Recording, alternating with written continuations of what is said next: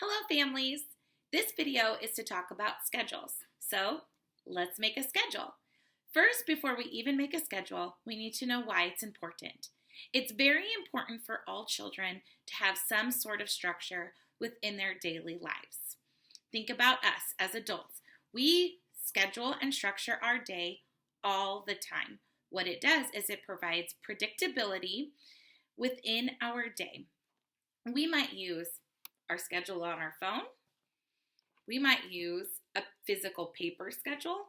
Whatever we as adults use, think about this. We make our choices and we design our day around those choices. If you had no idea what was coming next, you as an adult would probably have an undue amount of stress, anxiety, which would then end up being frustration. If we as an adult can have those same emotions when we don't know what is next in our day, think about what it does to your child. Think about what it does to your student. This is why we need to make a schedule. So, what do? How do we make that schedule? First and foremost, let's think about what the needs of your child are. Some children need a lot of structure and every moment of their day structured for them. Other children have more flexibility and are able to move through the day with a little bit less structure. However, structure is still very important. So, we need to make sure that it's meeting the needs of your child, but as well as meeting the needs of your family. Some children need lots of structure, like I just spoke about. However, the family might need a little bit less structure. So we need to find a medium ground that works for both supporting your child, but then also can be within the confines of your family life. We don't expect you to do something that is out of this world and is not possible within your family. We want to make this easier on you and your family, not more difficult. So I'm going to give you a bunch of examples. There are 4 key components that I want you to think about when you're putting your schedule together. First, I want you to think about daily routines, such as waking up, eating breakfast, brushing teeth, any nighttime routines, going to bed, putting pajamas on, maybe taking a bath, and incorporate those into your daily schedule. The second component would be food and meals. We want to make sure you're giving your kiddo every chance that they need to have a snack break throughout the day and then also break for those meals, breakfast, lunch, dinner, and any other time that your child might eat. The next one and the third one would be a structured activity. We'll talk a little bit more in another video about the expectations of a structured activity. But these would be, for example, something that is more structured by you, sitting down and doing puzzles, sitting down and maybe coloring, or doing some type of activity that we may be providing you from the school or you've come up with on your own. The last one is making sure that your child has enough opportunities to what we do call free activities. These are activities that are completely chosen by your child and you are not structuring at all. This is going to give them a chance to get their own wiggles out and know that they have something throughout their day that can be chosen completely by them. It is very, very important. And like I said, we'll have another video describing more specifics about structured activities versus free activities. But first, I want to give you some examples. This is an example that I found just on the internet, just from Googling, that you might see within a classroom. All of these different things throughout the day are cut up and then they're put on a daily schedule on the wall, probably in different orders depending on the day and the structure of that day. You are more than welcome and get creative to do something that is like this if that works for you and your family. Some children like a little bit more just pictures. Notice that there are still words attached to the picture, but it is more of a picture format as opposed to the more wordy format.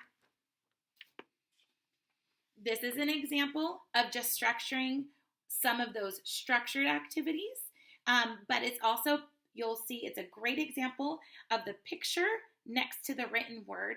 It's also color-coded. These can be as complicated and as fun or as simple as you want to make it. You are only limited by your imagination. So if you don't have a printer or have ability to do some of this and you just want to write your own, you can do that too. I wrote this one out just as an example. I did print off pictures from the internet. If you want to get creative, draw your own pictures. I am not an artist, so I do better when I print something off. If you want to get really fancy, you could even take pictures of your child doing each activity and putting it together. The next one is for children who may like to have a to-do list. So we might pull this off after they're done, and I've just used simple Post-its and put it on the all done category. This is completely up to you. Again, what meets the needs of your child and your family. Lastly, if you have a child that may have visual impairment or just needs a little bit more tactile and hasn't grasped the concepts of pictures and objects being similar or the same things, then you can do something like this. Put the picture or the actual item, tape it next to the written word, and then you would post these in the order that they need to go in. But that way your child sees and can even feel the actual object. Make sure that you're picking a picture or an object that matches the activity that you are doing. We wouldn't put a spoon next to bath time because you're probably not going to use a spoon in the bath. But I would maybe put a washcloth next to bath. Can't really see that. There we go. Again, I wrote these up, as you can see, just very quickly in my time to give you an example. However, you can be as creative, color code, however you want to do it. I would always pair words with pictures because this is later on going to help us and help your child understand that the pairing the words and objects with the pictures of the objects with the written word, and understand that there is a connection between the two. Then we can move on to more reading skills.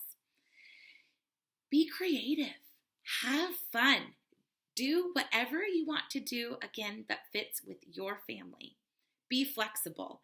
Remember, you are working with a 3 to 5-year-old, and typically we have to be very flexible depending on what their needs are for that day. Also remember, if you are saying, I absolutely am not ready to schedule out my whole day, that's okay. Schedule out parts of your day. This example is more of just kind of an afternoon, or you can just do it within a certain number of activities. Whatever fits best for your family. This is not to overwhelm you. It is to help you in the long run. Remember to continue doing it. It might take a while to get your family and your child used to having a schedule at home, and that's okay. Lastly, post it somewhere where it is accessible to your child. It can be on their door, can be on your refrigerator, somewhere where they are going to see it often and be able to look at it and to reference it throughout the day.